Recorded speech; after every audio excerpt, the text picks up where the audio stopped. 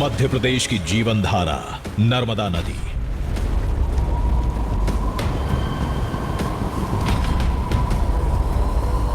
इस नदी की गहराई में मिलने वाले अद्भुत अलौकिक नर्मदेश्वर शिवलिंग।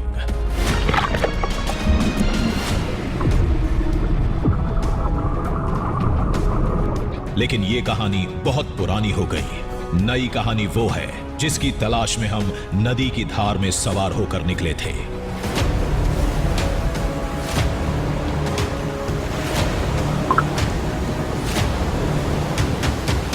ये कहानी है नर्मदा नदी पर बने एक नए टापू की।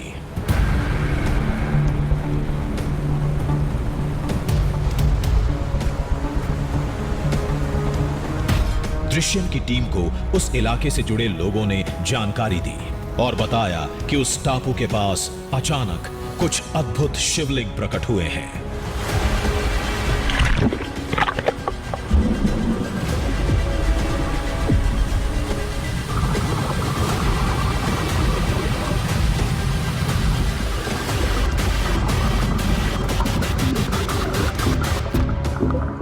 पानी की गहराई में सैकड़ों फीट नीचे।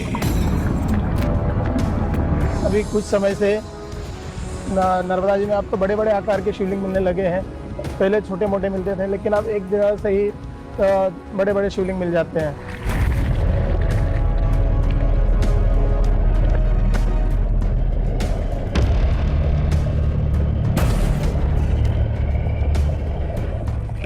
नर्मदा के अंदर से शिवलिंग निकलते हैं और वहां पर हर कंकर में शंकर है। इस बार दृश्यम में हम जिस जगह पर पहुंचे हैं उस जगह को लेकर आप सबको थोड़ी बहुत जानकारी होगी। यह नर्मदा नदी है, वही नर्मदा नदी जिसके हर कंकर पर भगवान शंकर के होने का दावा किया जाता है। आप सबने यह भी सुना होगा कि नर्मदा नदी के नीचे से शिवलिंग मिलते हैं। हो सकता है आपने देखा भी हो। जरूर देखा होगा, नहीं देखा तो हम दिखाते हैं। नर्मदा नदी की तलहटी में कुछ अद्भुत शिवलिंग निकले हैं। ऐसे शिवलिंग जो नर्मदा के सिवाय दुनिया की किसी नदी में नहीं मिलते।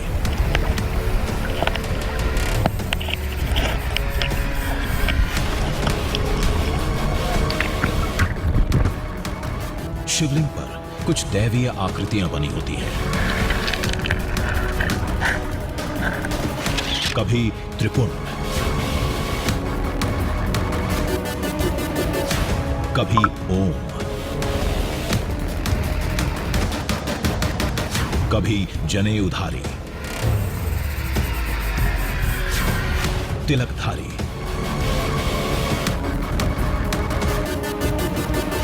कहीं गणेश, तो कहीं खुद महादेव। पौराणिक कथाओं में इन्हें बेहद पवित्र नर्मदेश्वर शिवलिंग कहा गया है। इसकी खासियत ये होती है कि नर्मदा जी को आशीर्वाद है, जिसमें कि नर्मदा का कंकर कंकर शंकर है और नर्मदा के शिवलिंग की प्राण प्रतिष्ठा नहीं करनी पड़ती है। वह स्वयंभू शिवलिंग है, जिसमें कोई किसी पंडित द्वारा आपको प्राण प्रतिष्ठा करवाने की जरूरत नहीं रहेगी। लेकिन जिस टापू की तरह इससे भी विशाल, इससे भी अद्भुत, इससे भी हैरत अंगेज शिवलिंग का दावा हुआ था।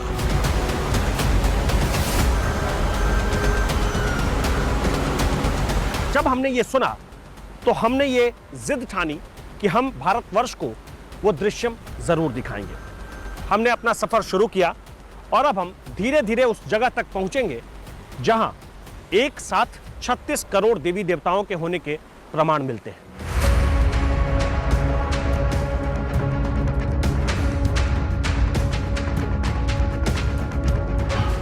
हमें अब तक जो जानकारी मिली थी उसके मुताबिक मध्य प्रदेश के खरगोन जिले के आसपास 100 किलोमीटर के दायरे में सदियों से नर्मदेश्वर शिवलिंग मिलते आ रहे हैं। लेकिन उसी जलधारा से कुछ दूरी पर कहीं एक टापू है जिसकी गहराई में पिछले कुछ वक्त से विशालकाय शिवलिंग मिलने शुरू हुए हैं, जिसमें राम, विष्णु, ब्रह्मा, इंद्र, गरुड़ समेत लगभग सभी 33 करोड़ देवताओं की आकृतियां दिखाई देती हैं।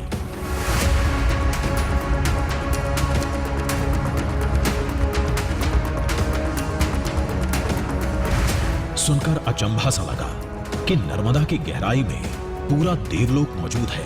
खैर, इसी अचंभे के साथ हम खरगोन पहुंचे। सोचा नए और पुराने शिवलिंग का फर्क दिखाना है तो शुरुआत बकावा गांव से करते हैं, जहां नर्मदेश्वर शिवलिंग मिलना आम बात है।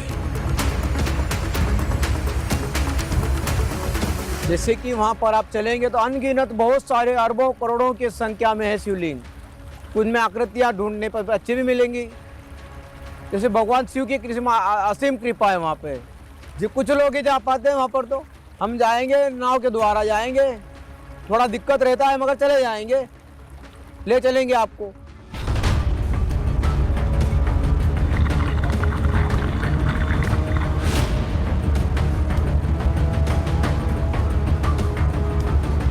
चारों तरफ छोटी छोटी पहाड़ियां और नर्मदा नदी का हल्के हरे रंग में रंगा पानी।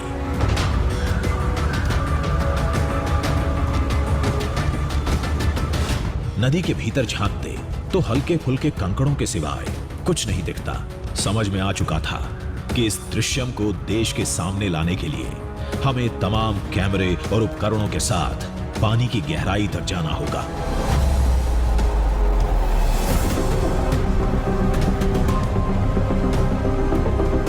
लेकिन उससे पहले जरूरी था शिव और नर्मदा से जुड़ी कहानी को समझना। पौराणिक कथाओं में कहा गया है कि तप में लीन महादेव के माथे से पसीने की एक बूंद टपकी, जिसने नर्मदा नदी का रूप ले लिया। पौराणिक कथाओं में देवी नर्मदा को भगवान शिव की पुत्री कहा गया है।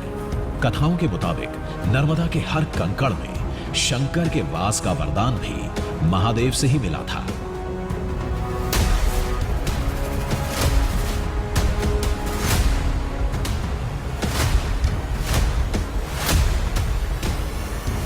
कुछ देर बाद हमारी नाव बकावा गांव के किनारे से गुजर रही थी। सामने वो इलाका भी दिखाई दिया जहां सालों से शिवलिंग मिलते रहे हैं। इधर से निकलना, इधर से, बीच से ये वाला हिस्सा, इससे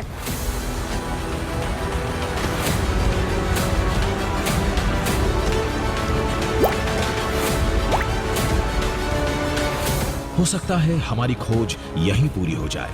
शायद वो शिवलिंग मिल जाएं जिन्हें नर्मदेश्वर का नया अवतार बताया जा रहा है।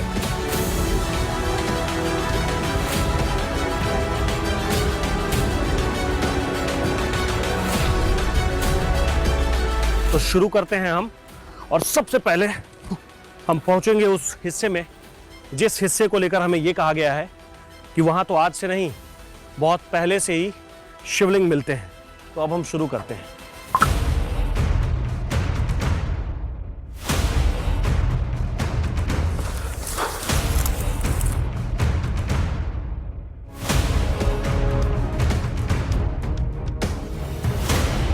त्रिपुंड, तिलक, श्री गणेश और ओम आकृतियों वाले शिवलिंग यहां पहले भी मिल चुके हैं, लेकिन हमें तलाश थी उन नए शिवलिंगों की जो दावे के मुताबिक कुछ वक्त पहले ही प्रकट हुए हैं।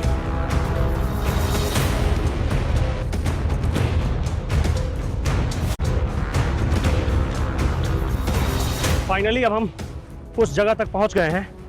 यही वो जगह है, नर्मदा नदी का वो हिस्सा जिस हिस्से को लेकर भी ये कहा जाता है कि यहाँ भी शिवलिंग मिलते हैं। हालांकि पानी का बहाव काफ़ी तेज है और देखने में ये बहुत गहरा लग रहा है, इसीलिए और यहीं से हमें वो सभी आकार ढूंढने हैं। तो अब वक्त आ गया है कि हम इस सन ग्लास को उतार दें और उस जगह पर ये लगाएं। इसलिए क्योंकि पानी में हमें सांस लेने में और उन पत्थरों को ढूंढने में कोई परेशानी ना हो, कोई दिक्कत ना हो।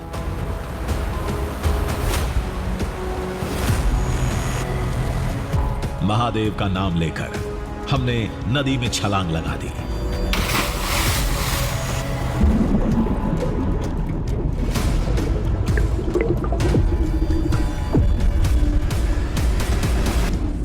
पानी के अंदर का नजारा अद्भुत था। रंगीन मछलियों की एक रंगीन दुनिया सामने थी।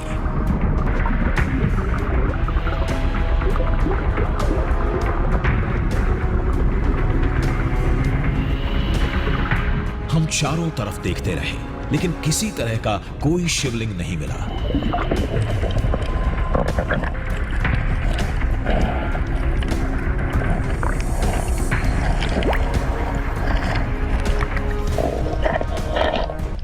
बहुत कोशिश के बाद भी हमें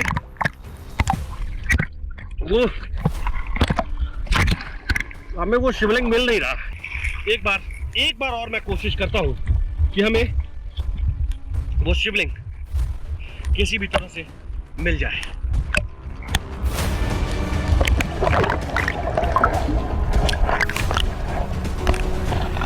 मान्यता के मुताबिक नर्मदा नदी का हर पत्थर शिवलिंग है, लेकिन हम जिन पत्थरों की तलाश कर रहे थे उन्हें नदी की धार तराशती है।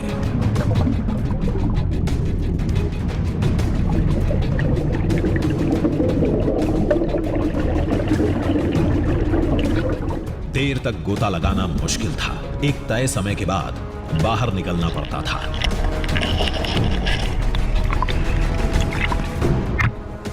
इस तरह शिवलिंग खोजने की हमारी कवायद जारी रही।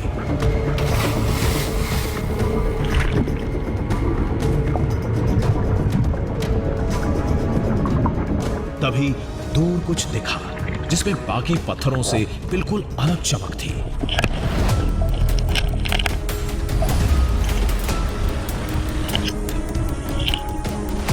ये एक छोटा शिवलिंग था।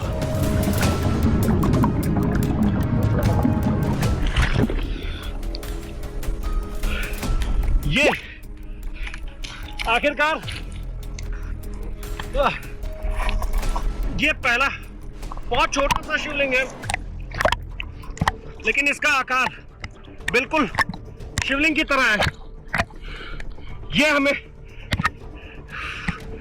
काफी देर तक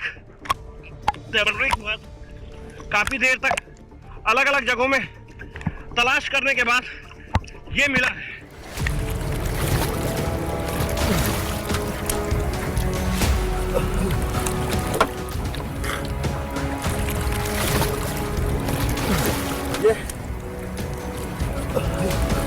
तो ये हमारी पहली कोशिश है और हम अपनी कोशिश फिर से जारी रखते हैं।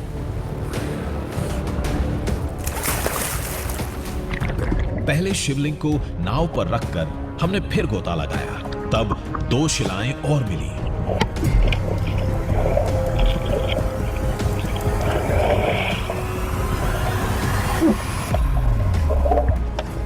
एक की आकृति अलग थी, लेकिन दूसरे का आकार शिवलिंग जैसा था। दो ऐसे और पत्थर हमें मिले हैं। ये जो है ये दूसरा ऐसा शिवलिंग है जो हमें यहाँ गोते लगाते हुए मिला है। ये दूसरा शिवलिंग है। इस इलाके में कुछ देर और हम तलाश करेंगे।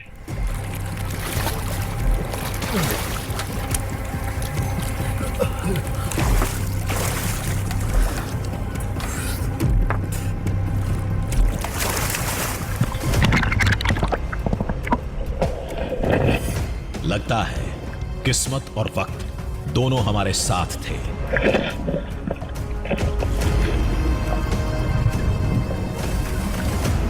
नर्मदा नदी की गहराई में एक साथ कई छोटे शिवलिंग मिले।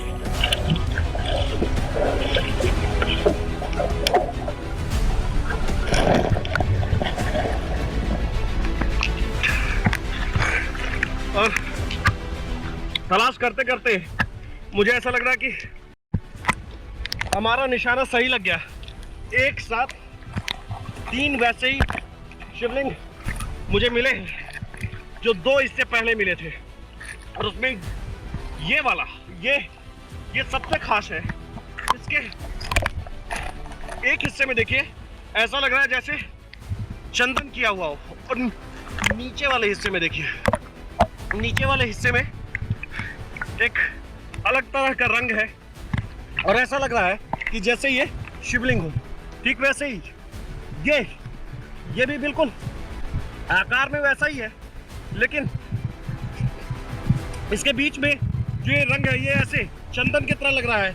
या फिर आप ऐसे देखिए तो ये लगेगा कि किसी पहाड़ के तरह, या फिर आप ऐसे देखिए तो लगेगा कि किसी के माथे पर ये त्रिपुंड किया हुआ है।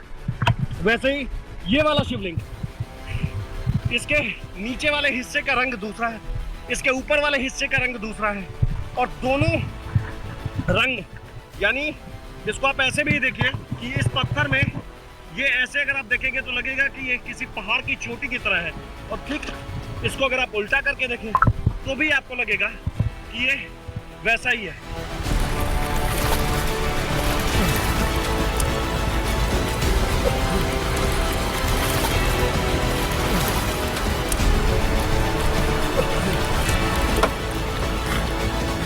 आकृतियां बताती हैं कि ये सभी नर्मदेश्वर शिवलिंग थे, लेकिन हम ये नहीं, कुछ और खोज रहे थे जो इनसे कई गुना बड़े हैं और उन पर अद्भुत आकृतियां बनी होती हैं।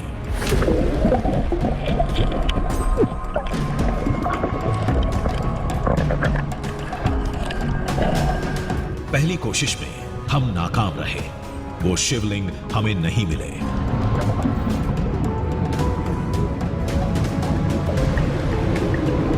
अब हमारी पड़ताल यहां से आगे जाएगी और अब हम उस जगह पर चलेंगे जिस जगह पर यह दावा किया जाता है कि इससे बड़े शिवलिंग हमें मिलेंगे। मिलेंगे या नहीं मिलेंगे ये बात की बात है, लेकिन हम अपनी कोशिश जारी रखेंगे और यहीं से अपने नाव के सहारे हम उस जगह तक पहुंचने की पूरी कोशिश करेंगे।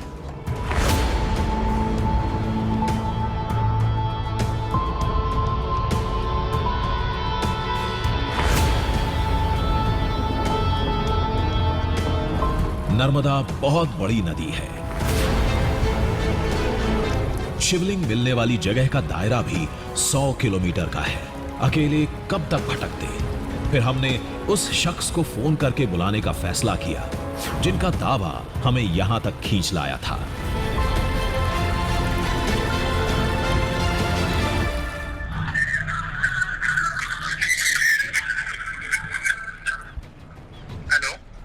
हेलो, मैं आकाश वत्स बात कर रहा हूँ। अच्छा, आकाश जी बोले। अच्छा, दृश्यम से? जी, मैं दृश्यम से बात कर रहा हूँ। जी, बताइए। मैं नर्मदा नदी में हूँ। अच्छा, आप बकावा आ गए क्या? हाँ, मैं बकावा पहुँच गया। आप मुझे कहाँ मिलेंगे? आप एक काम करिए, बकावा में जो घाट है ना उससे आगे एक टीला है, वहाँ पर हम लोग मिलते हैं। मैं भी बस आ ही रहा हूँ, ठीक है? बकावा गांव के घाट के आगे जो टीला है उस टीले के पास। जी, मैं भी वहीं पर पहुँच रहा हूँ, ठीक है? तो वहाँ उसके आगे या वो उसके आसपास मुझे क्या क्या दिखेगा? अब वहाँ पर आपको दिखेगा 2-3 ऐसे टापू नुमा पहाड़ है, और वहाँ पर आप साइड में रुक जाइए क्योंकि वहाँ पानी का फ्लो भी ज्यादा है, तो साइड में रुकना। मैं पहुँच रहा हूँ। ठीक है, तो आप कितने देर में वहाँ पहुँच जाएंगे? बस एक 10 मिनट मुझे और लगेंगे।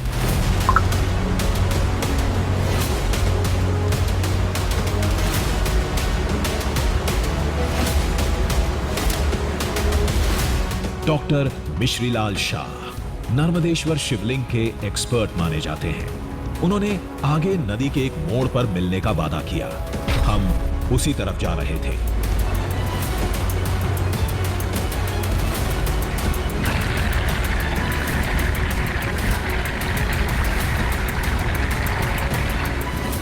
बकावा गांव से आगे बढ़े तो पत्थरों का टीला दिखाई दिया।